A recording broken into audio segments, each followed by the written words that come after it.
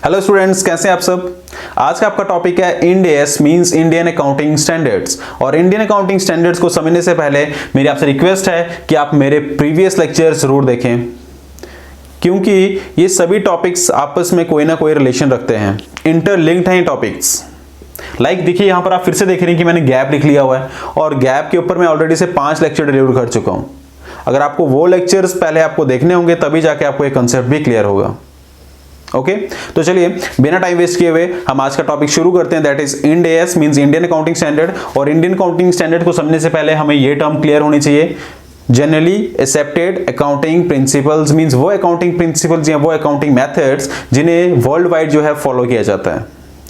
Okay और ये next जो टर्म्स हैं as, IAS, Ind AS, IFRS, ये सभी टर्म्स इसके अंदर की हैं, इसके अंदर की हैं। इट मींस ये नैरो टर्म्स हैं और एक बहुत ही वाइडर टर्म है गैप, क्योंकि ये सारी टर्म्स इसके अंदर आ जाएंगी। तो कैसे आएंगी, चलिए वही देखते हैं। तो सबसे पहले मैंने गैप के बारे में आपको बता दिया हुआ है। देन गैप की दो टाइप्स आती हैं, national gap and international gap. अब ये नेशनल गैप क्या है, देखिए अगर अकाउंटिंग प्रैक्टिसेस को सिर्फ एक देश में ही जो है, एक कंट्री में ही फॉलो किया जा रहा है, एक ही कंट्री में फॉलो किया जा रहा है, लाइक इंडिया में हम क्या फॉलो कर रहे हैं, एएस अकाउंटिंग स्टैंडर्ड्स। ये देखिए एएस ये हमारी इंडिया में है, इंडिया वाले क्या फॉलो कर रहे हैं, एएस अकाउंटिंग स्टैंडर्ड्स। मींस ये प्रैक्टिसेस सिर्फ कहां तक लिमिट है, सिर्फ इंडिया की बाउंड्री तक ही लिमिटेड है, तो हम इन्हें क्या कहेंगे, नेशनल गैप की टाइप है। देन इंटरनेशनल गैप, अगर वो अकाउंटिंग प्रिंसिपल्स बहुत से देशों में फॉलो की जा रही है, बहुत से देशों में इंप्लीमेंट की जा रही हैं, that is called international gap. और इसमें मैंने आपको एग्जांपल दी हुई है आईएएस, इंटरनेशनल अकाउंटिंग स्टैंडर्ड्स। ये कहां पे फॉलो की जाती है, कहां पे इंप्लीमेंट होती है, ये प्रैक्टिसेस चलती हैं आपकी यूनाइटेड किंगडम में एंड अदर यूरोपियन यूनियन में, and other European union countries.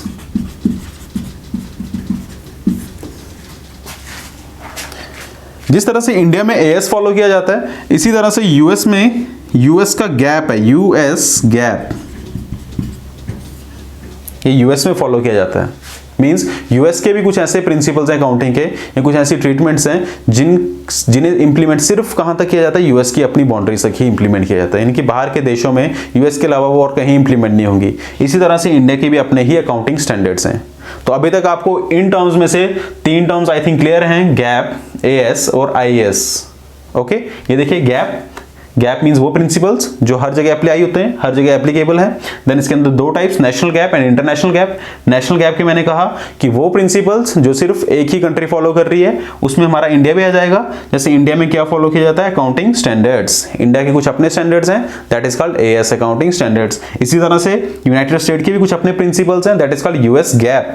और इंटरनेशनल गैप ऐसे प्रिंसिपल या ऐसे मेथड्स अकाउंटिंग के जिन्हें बहुत सारे देश जो हैं फॉलो कर रहे हैं। उसमें मैंने आपको एग्जांपल दी आईएएस की, इंटरनेशनल अकाउंटिंग स्टैंडर्ड्स, जो कहां पे फॉलो हो रहा है, यूके और इसके अलावा बहुत से यूरोपियन यूनियन नेशंस में। ओके अब देखिए अकाउंटिंग स्टैंडर्ड्स को इश्यू किसने किया है, ये तैयार किसने किया है हमारे इंडिया में, तो ये तैयार किए हुए हैं, याद रखना, ICAI, ICAI means institute of chartered accountant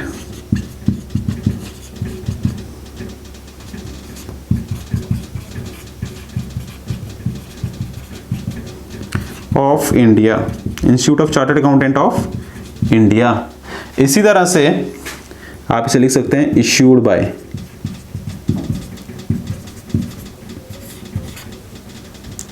accounting standards किसने इश्यू किए हुए हैं, आईसीएआई ने। और इंटरनेशनल गैप में जो आपको टाइप बताई आईएएस, इसे किसने इश्यू किया हुआ है सर, तो इसे इश्यू किया हुआ है, issued by IASC, international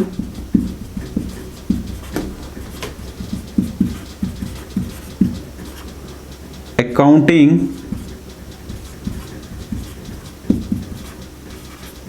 standard committee.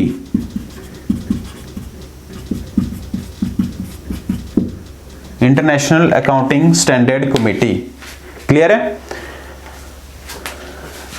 ये देखें, इश्यूड बाय IASC, और IASC का फुल फॉर्म ये आपका आ गया, इंटरनेशनल अकाउंटिंग स्टैंडर्ड कमेटी। इसी तरह से जो AS है, जो हमारी इंडिया में अप्लाई किए जाते हैं, वो किसने इश्यू किए हुए हैं? ICAI, और उसका फुल फॉर्म क्या है? Institute of Chartered Accountant of India. यहां तक आई थिंक आपको क्लियर है। सो स्टूडेंट्स, अभी तक आपने क्या क्या पढ़ लिया? Gap, AS and IAS। और ध्यान से मेरी बात सुनना कि ये जो मैंने फुल फॉर्म लिखे हुए हैं, लाइक ICAI का Institute of Chartered Accountant of India, then AS का accounting standard, US means US United State generally accepted accounting principles, IAS means international accounting standards, और IASC means international accounting standard committee. इनके full form जरूर याद रखिएगा, बहुत ही important है ये भी। तो चलिए, अब बाकी एक कंसेप्ट मीन्स इंड AS और IFRS को समझने के लिए हम एक एग्जांपल लेते हैं कि ये कंसेप्ट्स क्यों आए। जब AS, इंडिया अपना AS फॉलो कर रहा है, यूरोपियन यूनियन जो है कुछ अपने अकाउंटिंग स्टैंडर्ड फॉलो कर रहा है, अमेरिका कुछ US गैप फॉलो कर रहा है, तो सर अब ये इंड AS क्या है और IFRS क्या है? तो देखिए, सपोज एक अमेरिका का इन्वेस्टर है, वो इंडिया की रिलायंस कंपनी में कुछ इन्वेस्टमेंट करना चाहता है। उसके लिए उसको रिलायंस कंपनी ने अपनी फाइनेंशियल स्टेटमेंट जो है सबमिट की कि ये देखिए, ये हमारी स्टेटमेंट्स हैं, ये हमारा प्रॉफिट एंड लॉस है, ये हमारी बैलेंस शीट है, इस पे आपको जो है प्रीवियस ईयर के भी हमने आपको प्रॉफिट एंड लॉस दे दिया है, प्रीवियस ईयर के भी रिकॉर्ड्स हमने आपको सबमिट कर लिए हैं। अब आप इन्हें एनालाइज कीजिए और देखिए आपको इन्वेस्ट कितना करना है, क्या करना है, कब करना है। ये काम किसने किया? रिलायंस कंपनी ने। मीन्स अपनी पूरी इंफॉर्मेशन किसे सबमिट की? अमेरिका के इन्वेस्टर को। अब अमेरिका का इन्वेस्टर उन स्टेटमेंट्स को बहुत ध्यान से देख रहा है और उसे कुछ भी समझ नहीं आ रहा है। उसने क्या देखा वहां पर कि इंडिया वाले जिस आइटम को या जिस ट्रांजैक्शन को लायबिलिटी दिखा रहे हैं, वो हमारे US में उसे एक्सपेंस ट्रीट किया जाता है। फिर वो देखता है कि इंडिया में जिसे इनकम दिखा रहे हैं, वो तो हमारी कंट्री में एसेट है। अगर मैं US के गैप फॉलो करूंगा, वो अमेरिका इन्वेस्टर कह रहा है, तो मुझे इस कंपनी का तो 2 लाख शो हो रहा है, 2 लाख लॉस शो हो रहा है, लॉस, और इंडिया को तो 2 लाख का प्रॉफिट शो कर रही है। अरे भाई, ये चल क्या रहा है? इंडिया में हो क्या रहा है ये, और हमारी कंट्री में क्या हो रहा है? ये US gap, AS accounting standards, America वाले US गैप को फॉलो कर रहे हैं, इंडिया वाले अकाउंटिंग स्टैंडर्ड्स को फॉलो कर रहे हैं। ओके, तो कंफ्यूजन तो होगा ही होगा, क्योंकि एक बेस नहीं है, कॉमन बेस नहीं है, एक स्टैंडर्ड नहीं है जो हर जगह अप्लाई हो। अगर वो हर जगह अप्लाई हो जाएगा तो फिर ये कंफ्यूजन क्रिएट नहीं होगा। फिर वो 2 लाख का जो वहां पे प्रॉफिट और एक जगह लॉस हो रहा है, ऐसा नहीं होगा। जो वहां पे एसेट ट्रीट की जा रही है और यहां पर इनकम ट्रीट की जा रही है, ऐसा नहीं होगा। अगर वो एसेट है तो एसेट ही रहेगा, या इनकम है तो हर कंट्री उसे इनकम ही बोलेगी। उसकी जरूरत पड़ी, क्यों पड़ी? क्योंकि ग्लोबलाइजेशन हो रही है, लिबरलाइजेशन ऑफ इकोनॉमी हो गया। 1991 के रिफॉर्म्स के बाद बहुत सी कंट्रीज, यानी कि एक मार्केट बनने की कोशिश की जा रही है। तो जाहिर सी बात है, आपकी कंट्री में या आप किसी दूसरे देश में जाके इन्वेस्टमेंट तो करेंगे ही। तो अगर आपको इन्वेस्टमेंट करनी है तो वहां के अकाउंटिंग स्टैंडर्ड्स देखा जाएगा कि वहां पे वो किस तरह से अकाउंटिंग की ट्रीटमेंट कर रहे हैं और हमारी कंट्री में कैसी ट्रीटमेंट हो रही है।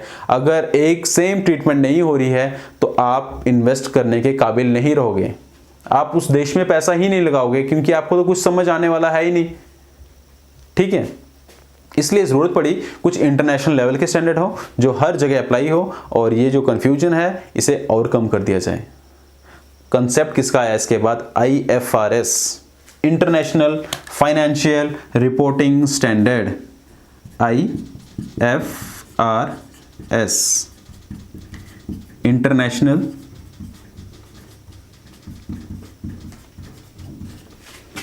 Financial reporting standards, IFRS। तो सर इसे इशू कौन करता है? इसे इशू करता है इशूड बाय IASB। सेम यही है, इंटरनेशनल अकाउंटिंग स्टैंडर्ड, बस कमेटी की जगह बोर्ड आ गया। क्या बन गया? Board, BOARD। बाकी सेम जो ऊपर मैंने लिखा है वही है, इंटरनेशनल अकाउंटिंग स्टैंडर्ड बोर्ड। तो कैसे स्टैंडर्ड चाहिए थे हमें? जो वाकई में जिनकी एप्लीकेबिलिटी पूरे वर्ल्ड वाइड हो, जो पूरे देश फॉलो कर रहे हो जिन्हें। तो कौन सा स्टैंडर्ड्स लाएंगे उनके लिए? IFRS, international financial reporting standards.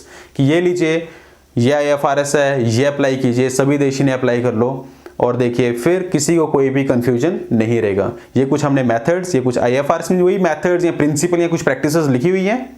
ये किसने कहा? IASB ने कहा, इंटरनेशनल अकाउंटिंग स्टैंडर्ड बोर्ड ने कहा कि अगर जैसे IAS मैंने कहा था कि वो भी कुछ ही कंट्रीज में लिमिटेड था, यूके और यूरोपियन यूनियन की कंट्रीज इससे फॉलो कर रही थी, तो कुछ ना कुछ तो यहां पर भी लूप होल्स थे। क्यों? क्योंकि अगर यूके और यूरोपियन कंट्रीज सपोज 10 या 20 कंट्रीज इन स्टैंडर्ड्स को फॉलो कर रही है, तब भी तो कंफ्यूजन है ना। अगर वो 20 देश किसी दूसरे देश में जाके उनके लोग जो इन्वेस्ट करना चाहते हैं तो फिर से वो कंफ्यूजन हो जाएगा, क्योंकि बाकी देशों में तो कुछ और ही स्टैंडर्ड चल रहे थे। इंडिया में तो AS चल रहा है, यूएस में यूएस गैप चल रहा है, अगर यूरोपियन यूनियन में IAS चल रहा है तो वो कंट्रीज भी तो आपस में इन्वेस्टमेंट तो कर ही रही है ना।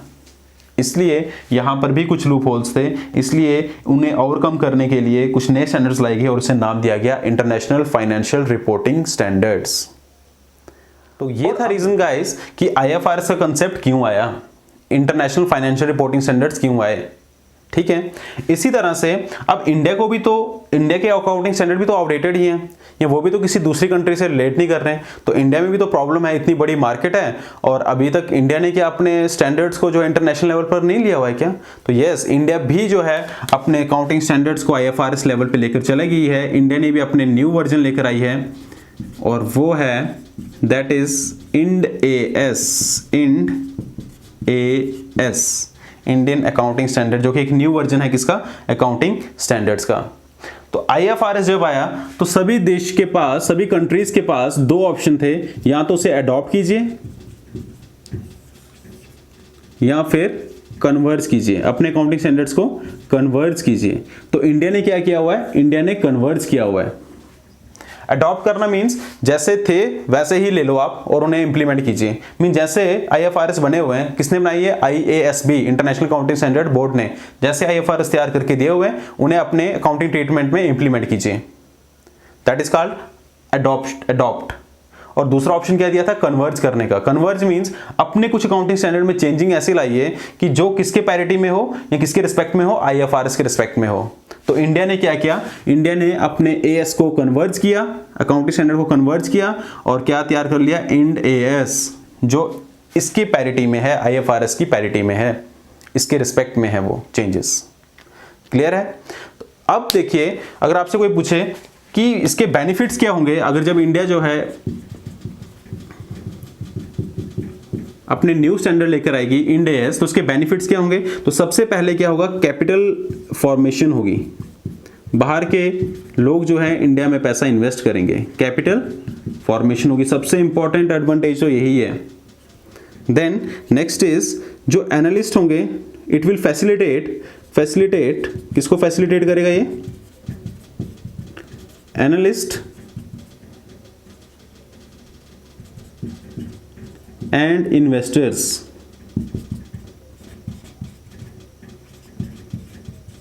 it will facilitate analysts and investors in their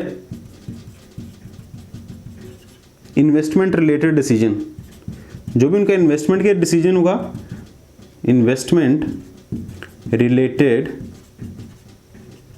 decisions, मैंने वो बताया ना आपको एग्जांपल कि अमेरिका के इन्वेस्टर तो यहाँ पे इन्वेस्ट करेगा ही नहीं, क्योंकि यहाँ पर बिल्कुल ही पहले डिफरेंट प्रैक्टिसेस फॉलो हो रही थी और अमेरिका में डिफरेंट प्रैक्टिसेस थी। तो जब सारी कंट्रीज एक ही प्रैक्टिस फॉलो कर रही है तो जाहिर सी बात है कोई भी एनालिस्ट बाहर बैठा है या कोई भी इन्वेस्टर है वो इजीली जो है यहाँ पर इन्वेस्टमेंट करने के लिए तैयार हो जाएगा, क्योंकि अब उसको यहाँ का अकाउंट भी जो है समझ आना शुरू हो जाएगा। एंड थर्ड वन इज कि ऑपरेशनल चैलेंजेस को रिड्यूस करेगा, will reduce operational challenges, will reduce operational challenges. देखिए, operational challenges of accountant, for accountant या फॉर अकाउंटिंग फर्म्स लिख लीजिए, फॉर अकाउंटिंग फर्म्स। अब सपोज रिलायंस ने अपने अकाउंट्स किसी फर्म को हैंड ओवर किए हुए हैं, आउटसोर्स किए हुए हैं कि ये लीजिए हमारे अकाउंट्स आप लोग तैयार करेंगे, किसी कंपनी को हैंड ओवर किए हुए हैं। और रिलायंस की आपको पता ही है कि बहुत सी ब्रांचेस जो है इंटरनेशनल लेवल पे भी हैं। अब जो अकाउंटेंट यहाँ पर इंडिया के स्टैंडर्ड्स फॉलो कर रहे थे, जो और उन्हीं अकाउंटेंट्स को क्या करना पड़ता था? बाहर की कंट्रीज के स्टैंडर्ड्स को फॉलो करके जो है रिलायंस के जो है स्टेटमेंट्स तैयार करनी पड़ती थी। तो कितने सारे चैलेंजेस उनके सामने थे। यहाँ के स्टैंडर्ड्स उनको अलग से समझने पड़ते थे और बाहर की कंट्रीज के अलग से समझने पड़ते थे। तो जब एक ही तरह के स्टैंडर्ड्स हो जाएंगे वर्ल्ड वाइड, तो फिर वो कंफ्यूजन या वो जो चैलेंजेस हैं वो भी क्या हो जाएंगे, रिड्यूस हो जाएंगे। तो इसलिए आपका थर्ड जो है इसका बेनिफिट है, that is reduce operational challenges for accounting firms. तो क्लियर है गाइस, सबसे पहला बेनिफिट क्या है, कन्वर्ज करने का, अपने अकाउंटिंग स्टैंडर्ड्स को कन्वर्ज करने का। Number 1 is the capital formation, बाहर की एंटरप्राइज यहां पर आके जो आपको इन्वेस्टमेंट करेंगी और आपके पास जो है पैसा रेज हो जाएगा, ठीक है। नंबर 2 इज इन्वेस्टर्स के लिए डिसीजन लेना बहुत ही ईजी हो जाएगा। और number 3 is it will reduce the operational challenges for accounting firms. तो ये था गाइस आज का टॉपिक इंड एएस। तो थोड़ा जल्दी से इसको फिर से एक बार रिवाइज कर लेते हैं। तो इंड एएस को समझने के लिए मैंने कुछ टर्म्स बताई थी आपको, gap, as, Ind AS, IAS and IFRS. और मैंने कहा था कि गैप एक बहुत ही बड़ी टर्म है जिसके अंदर ये सभी जो है टर्म्स आ जाती हैं। उसके बाद मैंने गैप के 2 टाइप्स आई थी, नेशनल एंड इंटरनेशनल। नेशनल अगर एक ही कंट्रीज को फॉलो कर रही है, जैसे इंडिया में एएस थे पहले, एएस अकाउंटिंग स्टैंडर्ड्स। इसी तरह से इंटरनेशनल अगर बहुत सी कंट्रीज उन प्रिंसिपल्स को फॉलो कर रही है, तो उसमें मैंने एग्जांपल दी थी आपको, International accounting Standards issued by the IASC, International accounting standard Committee. और वो कहां पे फॉलो हो रहे थे, यूके एंड बताइए कहां पर, यूरोपियन यूनियन की जो बाकी के कंट्रीज हैं वहां पर आईएएस फॉलो हो रहा था। तो प्रॉब्लम क्या हुआ, समझ ही नहीं आने लगा, कंफ्यूजन हो गया। यूएस कुछ अपने प्रिंसिपल फॉलो कर रहा है, इंडिया कुछ अपने, और अगर ग्लोबलाइजेशन का टाइम चल रहा है तो जाहिर सी बात है इन्वेस्टर्स एक दूसरे देश में जाना चाहते हैं। वो कब जाएंगे, अगर उनको वहां की अकाउंटिंग की समझ आएगी तो। इसलिए क्या हुआ कि इंटरनेशनल लेवल पे एक स्टैंडर्ड तैयार किए गए, that is IFRS, international financial reporting standards. किसने इशू किए हैं ये किए हैं सर, आईएएसबी ने, इंटरनेशनल अकाउंटिंग स्टैंडर्ड बोर्ड ने। उसके बाद 2 ऑप्शन थे, या तो अडॉप्ट कीजिए या फिर कन्वर्ज कीजिए। जिन जिन कंट्रीज के पास पुराने स्टैंडर्ड्स है, या तो वो अडॉप्ट करें आईएफआरएस को डायरेक्टली जैसे बने हैं वैसे अडॉप्ट कर लें और उनको इंप्लीमेंट करें, या फिर नेक्स्ट ऑप्शन क्या था, अपने कन्वर्ज करो, मींस कुछ ऐसी चेंजेस लाओ या कुछ ऐसी अमेंडमेंट लाओ जो किसके पैरिटी में हो, in relation to the IFRS के लाइन में हो या उसकी पैरिटी में हो, ठीक है। तो इंडिया का कौन सा कंसेप्ट आ गया, न्यू कौन सा स्टैंडर्ड आ गया, दैट इज इंड एएस। और उसके बाद जैसे मैं आपको बता दूं, अडॉप्ट में बांग्लादेश एक ऐसा देश है जिसने आईएफआरएस को डायरेक्ट अडॉप्ट किया हुआ है। ऐसा रीजन, इसका रीजन क्या है कि बांग्लादेश ने आईएफआरएस को सीधे अडॉप्ट कर दिया, क्योंकि बांग्लादेश एक बहुत बड़ी मार्केट नहीं है, एक बहुत छोटी सी मार्केट है। उतनी ज्यादा कंपनीज या उतना उनके ऊपर वर्कलोड नहीं है जितना इंडिया की कंपनीज के ऊपर है। तो इंडिया की कंपनीज के लिए बहुत टफ काम है कि आप एकदम से जो है डायरेक्ट जंप कर लें आईएफआरएस के ऊपर, ठीक है। तो इसलिए इंडिया की कंपनीज को 2015 से अभी तक असेंबली ऑप्शन दिया हुआ है। 2015 में वॉलंटरी कहा था इंडिया गवर्नमेंट ने कि जो वॉलंटरी कंपनी खुद से अडॉप्ट करना चाहती हैं किसको, इंड एएस को, बट नॉट आईएफआरएस, क्योंकि इंडिया ने तो अब इंड एएस बनाया है, वो अडॉप्ट कीजिए वॉलंटरली। देन 2016, 17, 18 अभी वो मैंडेटरी था और कंपनीज को बांटा हुआ था कि 2016 में इस कैटेगरी की कंपनी जो है इंड एएस को फॉलो करेंगी, 2017 में ये कंपनीज फॉलो करेंगी, 2018 में ये कंपनी जो है इंड एएस को फॉलो करेंगी, ठीक है। ऐसा क्यों, मैं बार बार कह रहा हूं कि इंडिया बहुत बड़ी मार्केट है, एकदम से जंप कर लेना it's not a easy task. इसलिए जो है टाइम बहुत ही दिया गया कंपनीज को कि आप इंड एएस को अडॉप्ट कीजिए। देन लास्ट में मैंने आपको कुछ बेनिफिट्स बताए। Number 1 is capital formation, number 2 is facilitate analyst and investor in their investment related decision, and number 3 is it will reduce the operational challenges for the accounting firms. तो guys मैं आपको एक और बात बता दूं, बहुत से अकाउंटिंग स्टैंडर्ड्स हैं और बहुत से इंड एएस हैं, उनके नाम याद रखना भी बहुत ज़रूरी है। तो आप डिस्क्रिप्शन बॉक्स में जाकर जो लिंक दिया होगा उसे डाउनलोड कीजिए और वहाँ से एटलीस्ट 20 नाम, यानी कि अकाउंटिंग स्टैंडर्ड के भी कोई 20 नाम और इंड एएस के भी कोई 20 नाम ज़रूर याद रखिएगा, क्योंकि ये नाम जो है पूछे जाते हैं कि AS9, AS10 इनकी नंबरिंग है, AS1, AS2, AS3, AS32 तक, ओके। इसी तरह से इंड एएस की भी नंबरिंग है। तो आपसे मेरी रिक्वेस्ट है कि डिस्क्रिप्शन बॉक्स में जाके लिंक को डाउनलोड कीजिए और देन कुछ accounting standards, at least first 20 accounting standards और एटलीस्ट फर्स्ट 20 इंड एएस को याद रखिएगा। वो पूछ सकते हैं कि AS7 जो है किसके रिलेटेड है, AS10 जो है वो किसके रिलेटेड है। क्वेश्चंस बहुत बारी पूछे गए हैं अकाउंटिंग स्टैंडर्ड्स के ऊपर। ओके गाइस, तो आज के लिए इतना ही रखिए। प्लीज़ हमारे इस चैनल को यानी कि ट्रिनिटी द चेंज को सब्सक्राइब कीजिए और जितना हो सके अपने फ्रेंड्स, अपने रिलेटिव्स में से शेयर कीजिए। Thank you, bye bye and take care.